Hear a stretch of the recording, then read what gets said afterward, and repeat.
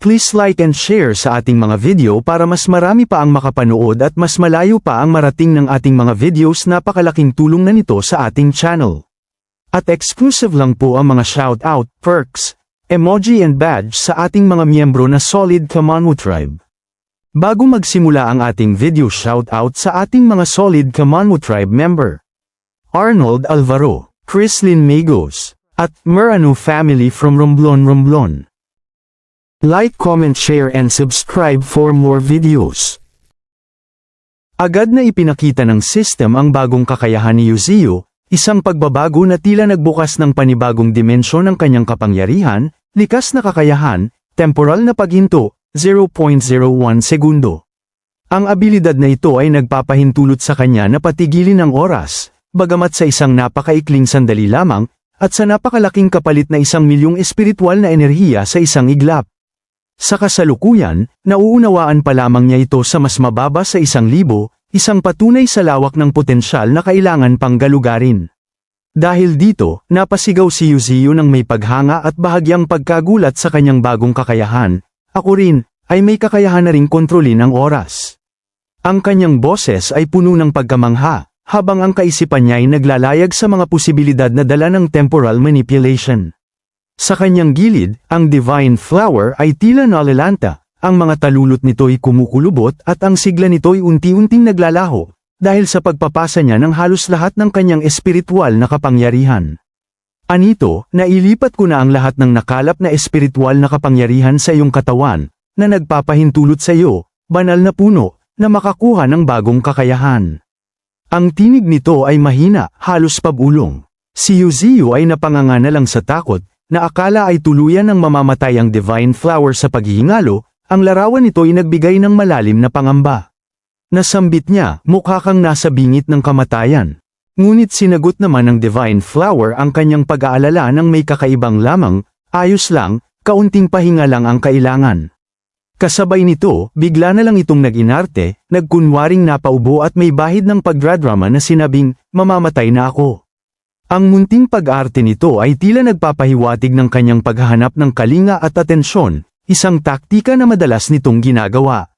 Sa nakita ni Yuzio, na may pagnanais na tulungan at pagalingin ang kaibigan, agad niya namang inilapit ang kanyang baging dito at binigyan ng kanyang essence of life, isang likido na puno ng sigla at pampagaling.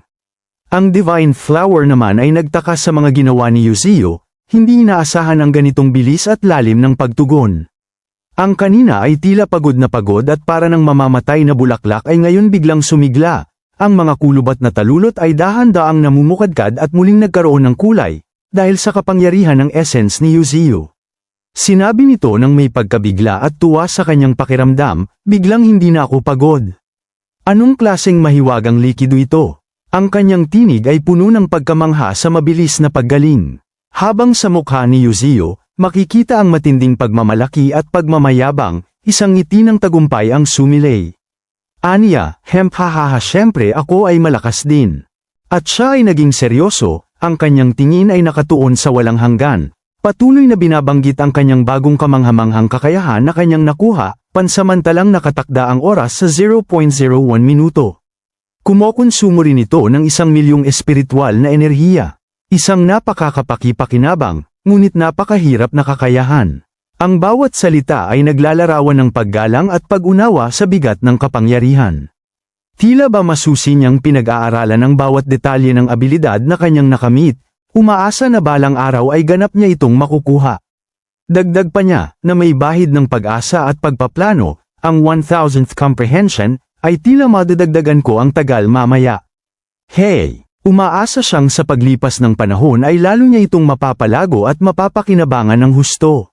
Sa kabila ng pagiging seryoso niya, bigla na lang niya itong sinabi sa Divine Flower ng may pag-aalaga, sige, ipagpatuloy mo ang paglinang, at bibigyan kita ng essence of life. Isang paanyaya upang mas lalo itong lumakas at umunlad. Sumagot din naman ang Divine Flower ng masigla, sumisigaw, okay, na nagpapakita ng kanyang buong pagtanggap at pasasalamat. Sa kabilang banda, makikita ang Panda Cobb at si Chingang na tila ay may gustong gawin, ang kanilang mga mata ay nagpapakita ng kuryosidad. Tinanong ito ng Panda Cobb, Chingang, ano ang ginagawa mo? At sinagot naman ito ni Qinggang nang, naghahanda ako para manood ng pelikula, isa ito sa mga paraan ng paglilibang ng mga tao. Ang mga kagamitang ito ay dinala mula sa Qingfeng City, pagpapaliwanag ni Qinggang, habang inilalabas ang isang portable projector at screen na tila mula sa ibang mundo. Makakapanood tayo ng anumang pelikula kung ikokonekta mo ito sa smartphone, ngunit hindi malakas ang signal ng telepono dito, agad namang sinabi ng Panda Cobb nang may pagkamangha. Ang kanyang mga mata ay nagniningning sa bagong tuklas, dati naririnig kong pinag-uusapan ito ng mga tao nang nasa zoo ako. Ang bawat salita niya ay puno ng kuryosidad at excitement sa mga bagong bagay na kanyang natutuklasan, tila ba ito ang simula ng isang kakaibang pakikipagsapalaran. Kanila nang ang sinimulan ang panunood ng telebisyon, habang ipinapakita ang idolo mo na si Donnie Yen, nung mga panahon na naging karatiste ka rin noong kabataan mo. Ang Panda Cobb naman ay namangha dahil ito ang kanyang unang pagkakataon na makanood ng mga ganito. Nakakamangha. Ang screen ay nagbukas. Ang kanyang boses ay puno ng pagkamangha at pagtataka sa teknolohiyang kanyang nasasaksihan. Samantala, sa panood ng pelikula, makikita ang mga mangmang na galit sa kalaban ng bida sa telebisyon. Sinabi sa pelikula, ang mga tao sa Huasia ay hindi pa rin talaga sumusuko. Halika rito. Sigaw ng isa sa mga karakter sa pelikula, habang ang kanilang galit na reaksyon ay agad namang napalitan ng mga tawanan na parang tanga lang, kahit hindi naman comedy ang palabas. Ang tila ba ay mga baliw na tawanan ay nagdulot ng kakaibang ingay sa paligid, lumilikha ng isang absurd na senaryo. Sila, ang kanilang mga tawa ay umalingaw-ngaw. Nagtaka naman si Qinggang sa mga reaksyon ng mga ito, hindi niya maunawaan ang biglaang pagbabago ng emosyon. Sinabi niya, bakit sila ay mas excited pa kaysa sa akin? Tila ba hindi niya maintindihan ang kakaibang pagtawa ng mga ito, na nagdulot ng bahagyang pagkabahala sa kanya. At bigla na lang nalipat ang palabas sa tila ba isang love and sad story, isang eksena na puno ng damdamin. Sinabi sa TV screen, na may malalim na tinig, kung nabubuhay ka ng walang pangarap, anong pinagkaiba mo sa isang inasanan na isda? Isang makahulugang tanong na nagpalalim sa kanilang panunood, at nagbigay daan sa pagmumuni-muni. At kasunod nito ang makapukaw damdaming pahayag, ang apoy sa aking puso ay hinding-hindi mamamatay. Ang Panda Cobb naman ay biglang napaiyak, ang kanyang mga mata ay luhaan, at sinabing, mahusay. Napakahusay. Tila ba labis siyang naantig sa mga pinanood at damdaming ipinahayag, na humipo sa kaibuturan ng kanyang puso. At dito na nga, sa ibang channel sa broadcasting news, ipinakita sa malaking screen ng isang halimaw na tila ay tuluyan ang nakapasok na sa isang syudad, isang nilalang na nagdudulot ng matinding takot at kaguluhan.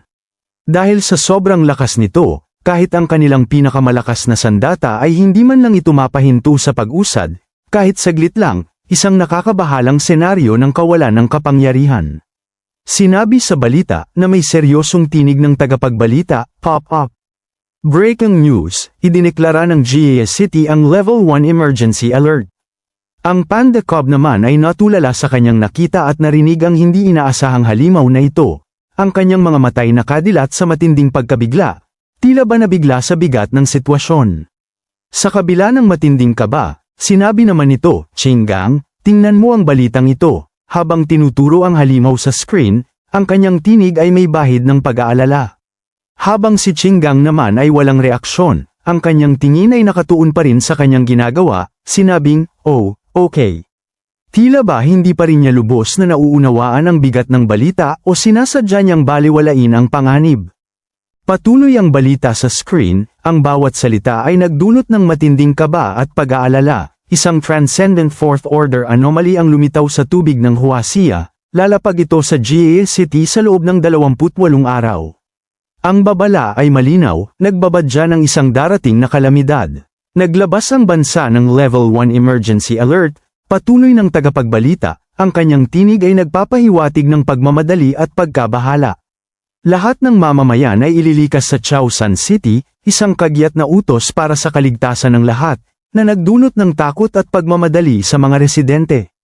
Hayaan ninyong ulitin ko ulit, paulit-ulit na babala ang binibigkas ng news anchor, na tila ba nais nitong tiyakin na naiintindihan ng lahat ang bigat ng sitwasyon, isang transcendent fourth order anomaly ang lumitaw sa tubig ng Huasia.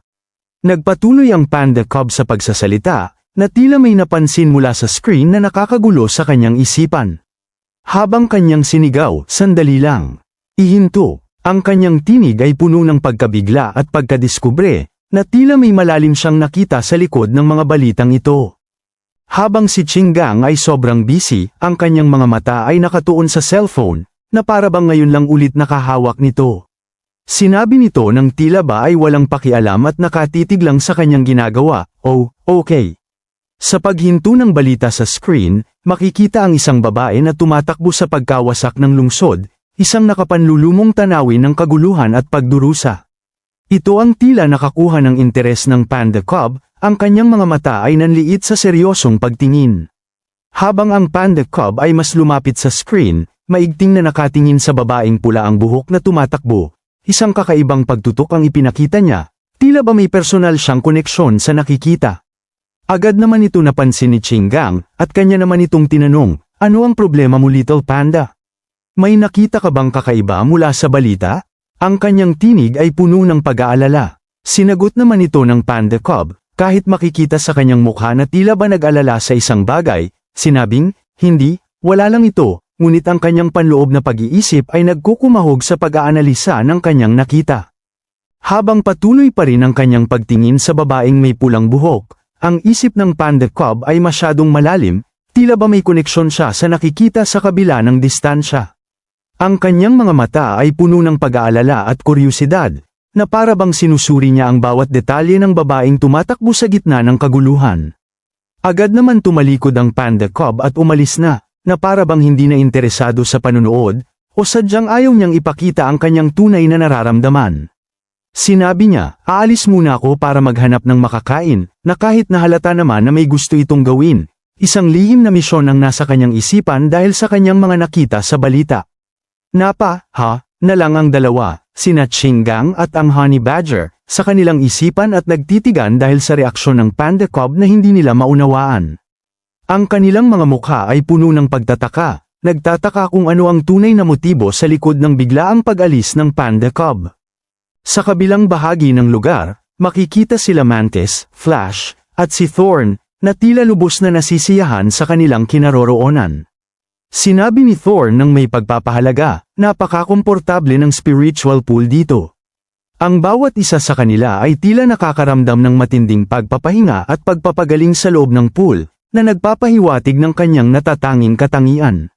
Habang makikita ang White Tiger, ang number 1 na tanga, sa paglalarawan ni Yuziu, na gusto na ring sumali sa pagligo sa spiritual pool, at dinidila-dilaan pa ang tubig, na nagpapakita ng kanyang sabik na pagnanais. Ang kanyang mga mata ay nagniningning sa pagnanais na maranasan ang ginhawa. At bigla na lang sinabi ni Yuziu sa White Tiger nang may nanlilisik na mga mata, ang kanyang tinig ay matalas at may awtoridad. "Teka lang, hindi ka pinapayagang pumasok." Ang utos na ito ay nagpapakita ng kanyang pagiging masinop sa paggamit ng spiritual pool. Habang makikita ang mukha ng White Tiger sa matinding pagkagulat sa tinig ni Yuziu, ang kanyang mga mata ay nanlaki at ang kanyang buntot ay bahagyang bumaluktot. Inutusan naman ito ni Yuziu, ang kanyang tinig ay matigas ngunit may pahiwatig ng pag-aalaga, at sinabing, "Nakikita mo ba ang gubat doon? Pumunta ka." Ang gubat ay tila ba isang pagsubok, isang hamon. Bumalik ka kapag naabot mo na ang pangalawang order. Isang malaking layunin na kailangan niyang makamit.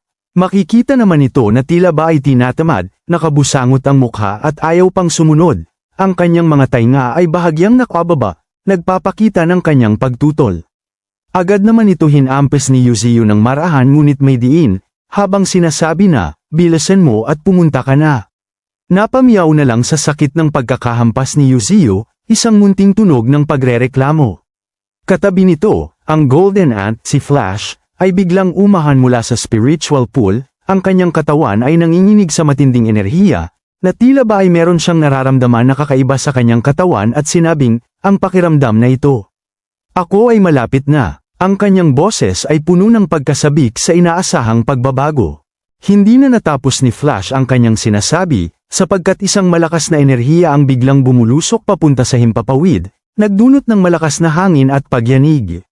Nagulat naman si Yuziu sa kanyang nakita, ang kanyang mga mata ay nanlaki sa pagkamangha at pagtataka, at napatanong na lang na, siya ba ay mag-evolve na?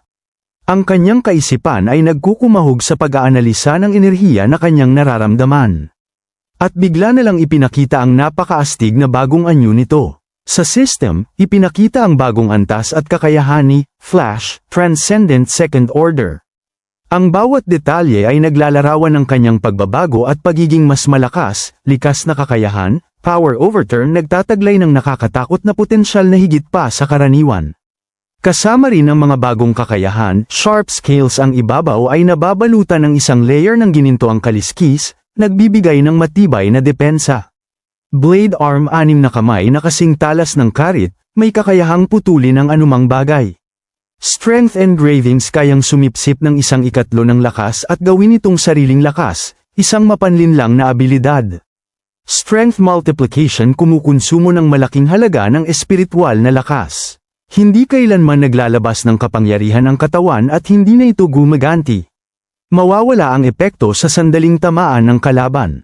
At sa huli, Dark Golden Wings malaki ang pagtaas ng bilis, nagbibigay sa kanya ng kakayahang lumipad. Nabighani naman si Thorn sa napakaastig na itsura nito, sinabing, napakagwapo naman, habang ang kanyang mga mata ay nagniningning sa paghanga. Habang ang Mantis ay humanga rin, sinabing, lumaki rin ang sukat ng kanyang katawan. Sinabi naman ni Yuzio nang may paghanga sa bagong anyo ni Flash, ang kanyang mga mata ay nagniningning sa pagkamangha, kaya mo nang lumipad ngayon. Ang kanyang tinig ay puno ng pagkilala sa bagong abilidad ng kanyang alaga. Sinagot naman ito ni Flash nang may paggalang at pasasalamat, Master, naging mas malakas ako muli. Ang kanyang tinig ay puno ng pananabik na ipakita ang kanyang bagong lakas. Agad naman napaisip si Yuzio ng malalim, ang kanyang mga mata ay nakatitig sa system display, habang tinitignan ang mga kakayahan ni Flash. Pinag-aaralan niya ang bawat detalye, lalo na ang strength multiplication kumukonsumo ng malaking dami ng espiritual na kapangyarihan. Dumodoble ang lakas bawat 10 segundo, hanggang sa hindi na kayanin ng katawan. Mawawala ang epekto kapag tinamaan ng kalaban. Anya, Strength Enhancement Type Ability. Kanyang sinabi dito na may bahid ng pagtataka at pagkamangha, kaya mo nang palakasin ang iyong lakas ng ilang beses ngayon. Ang kanyang mga salita ay nagpapakita ng kanyang pag-unawa sa potensyal na dala ng abilidad na ito. Pagkatapos ng mga sinambit ni Yuzio, agad naman sinubukan ni Flash ang kanyang kakayahan upang malaman kung gaano na siya kalakas, habang sinasabi na, ganitong uri ng bagay, malalaman natin kapag sinubukan ko. Ang kanyang tinig ay puno ng pagkasabik at determinasyon. Sa isang iglap lang, sa paglabas ng malakas na enerhiya at pagtama ng kamao ni Flash sa lupa, agad naman itong nabitak at naduraj ang mga nataman nito. Ang mga bato ay lumipad sa himpapawid sa lakas ng pag-atake, lumikha ng isang maliit na lindol sa lugar. Ang hangin ay humihip ng malakas, nagpapahiwatig ng kapangyarihan na inilabas.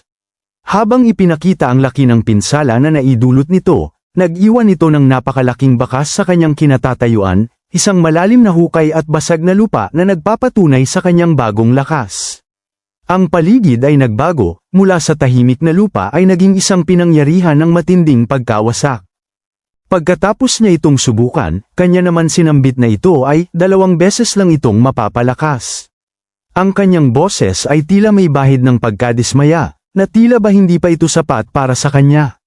3 beses ang lakas, at hindi na kayang hawakan ang katawan ko. Isang limitasyon na kailangan niyang tanggapin sa kasalukuyan. Nasabi naman ni Yuzio nang hindi makapaniwala, ang kanyang mga mata ay nakatitig kay Flash na may halo ng pagkamangha, ano lang.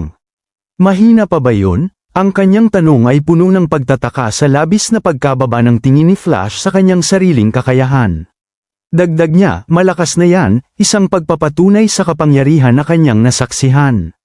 Ang Panda Cub naman, na kanina ay malalim ang iniisip at tila may pasanin sa kanyang kalooban, ay agad na sumulpot sa kanilang harapan, tila ba naghahanap ng paglilibang. Sinabing, hoy, lahat, ano ang ginagawa ninyo? Ang kanyang tinig ay nagpapakita ng kuryosidad.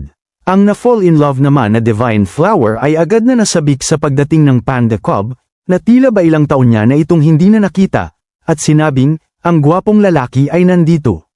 Ang kanyang tinig ay puno ng kilig at paghanga. Sinabi naman ng Panda Cub kay Flash, habang hinahakbang ang kanyang mga maliliit na paa na may kakaibang lamang. Nag-evolve ka, hindi lang mas malakas ka, mas kaakit-akit ka rin ang iyong bagong itsura. Ang kanyang mga mata ay nagniningning sa paghanga, tila ba ay nagpapahayag ng taos-pusong pagkilala. Napa, hey, si Flash sa mga sinabi nito, isang munting tunog na nagpapahiwatig ng kanyang kasiyahan sa papuri. Habang ang Divine Flower ay kilig na kilig pa rin sa kanyang pagkabighani, habang paulit-ulit na sinasambit ang mga salitang, "Gwapong lalaki," ang kanyang reaksyon ay nagpakita ng labis na paghanga sa Panda Cub. Nagpatuloy naman ang Panda Cub, ang kanyang tinig ay naging seryoso, "Kahit gusto kong labanan ka, pero ngayon, naparito ako para hanapin ang Demon Fox." Isang pahayag na nagdulot ng pagtataka sa lahat. Nagtataka naman ang lahat sa mga pinagsasabi nito. Habang si Flash ay hindi pa rin maintindihan ang punto, sinabing, "Ha?"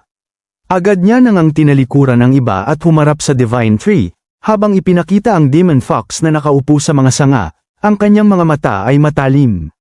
Tinanong naman ito ng Panda Cub, "Hey, gusto mo bang makipaglaban?" Isang diretsyong hamon na nagpapakita ng kanyang determinasyon. Tila ba ang makakapagpawala lang sa lungkot at bigat na nararamdaman ng Panda Cub ay ang makipaglaban, isang pagnanais na maglabas ng enerhiya at emosyon. Agad naman bumaba ang Demon Fox mula sa mga sanga ng Divine Tree upang tugunan ang mga pag-aanyaya nito. Ang kanyang mga galaw ay puno ng grasya ngunit may matinding kapangyarihan. Makikita ang kanilang paghaharap, ang bawat isa ay nakatingin ng seryoso sa bawat isa.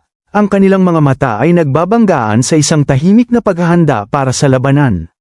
Habang si Yuziu naman ay ginawang sugal ang labanan na ito. Isang pagkakataon upang magpalipas ng oras at magbigay ng excitement. Habang sumisigaw na malakas, "Halika, ilagay ang inyong mga taya." Taya sa panig ni Ninetales. Taya sa panig ng maliit na panda. Ang kanyang boses ay umalingaw sa paligid, nagbibigay buhay sa napipintong bakbakan. Sinabi ng Panda Cub sa Ninetales nang may seryosong tingin at tila sabik sa tugon ng Demon Fox na ito, "Matagal ko nang gustong labanan ka." Ang kanyang tinig ay puno ng matinding pagnanais na sukatin ang lakas ng kalaban. Agad naman itong pinalabas ang kanyang naglalagablab na enerhiya, na nagbigay ng init at liwanag sa paligid, habang sinasambit sa nakakatakot na tono, "Palagi kong gustong malaman kung ano ang pakiramdam para sa isang mapagmataas at makapangyarihang mandirigma na tulad mo." Natapakan ako. Ang huling pahayag ay puno ng determinasyon at kakaibang pagnanais na maranasan ang matinding pagsubok. Habang ipinapakita ang nagliliyab na Panda Cub at ang madilim nitong reaksyon, ang kanyang mga mata ay tila nagliliyab sa apoy ng determinasyon, ang kanyang aura ay nagpapahiwatig ng isang matinding labanan. Sinabi ng Demon Fox nang may seryosong tinig, "Sa kasamaang palad, naisip ko rin, ang parehong paraan." Ang kanyang mga salita ay nagpapakita ng parehong intensity at pagnanais para sa labanan. Kasabay nito, pinalabas na rin ng Demon Fox ang kanyang nagliliyab na enerhiya, na nagdulot ng pagtaas ng temperatura sa paligid. Makikita sa mukha nito ang pagkasabik sa labanan, ang mga mata nito ay nagliliyab na may kakaibang pagnanasa, habang ipinapakita ang nakakatakot nitong itsura na parang demonyo na umahan sa impyerno. Ang enerhiya ng Demon Fox ay kumalat sa kanilang paligid, naglalabas ng malakas na apoy, ang init ay kumalat sa lugar, na nagpapakita ng lakas ng kanyang abilidad. Habang pinalabas nito ang kanyang kakayahan na tinatawag na Blazing Surge, isang alon ng apoy na handang sumikop sa lahat. Ang Panda Cub ay hindi na rin nagpahuli, ang kanyang puso ay puno ng matinding adrenaline at pagnanais na ipakita ang kanyang tunay na lakas. Agad nitong pinalabas ang kanyang kakayahan na tinatawag na Fiery Form. Isang alon ng nagliliyab na enerhiya ang biglang bumulusok mula sa kanya, na nagpabitak sa kinatatayuan nito. Ang lupa ay umuga at nagkaroon ng malalaking bitak, habang ang mga bato ay lumipad sa paligid. Nanlaki na lang ang mata ni Yuziu sa kanyang mga nakita sa dalawa, ang Panda Cub at ang Demon Fox, na handang ibigay ang kanilang buong lakas at hindi magpapapigil. Ang kanilang labanan ay tila isang sayaw ng kapangyarihan. Sinabi niya sa kanyang kasamahan, na may bahid ng pag-aalala, "Hindi tayo dapat lumapit, maaaring nakakamatay." Ang kanyang tinig ay puno ng babala sa matinding enerhiya na kumakalat sa paligid. Agad niya namang ginamit ang kanyang kakayahan para protektahan sila, ang crystallization, Isang barrier na nagbibigay ng proteksyon. Dagdag niya, habang pinagmamasdan ng matinding labanan, talagang binibigay na nila ang lahat. Ang kanyang mga salita ay nagpapakita ng kanyang paghanga at pagkilala sa lakas ng dalawang nilalang. Like, comment, share and subscribe for more videos.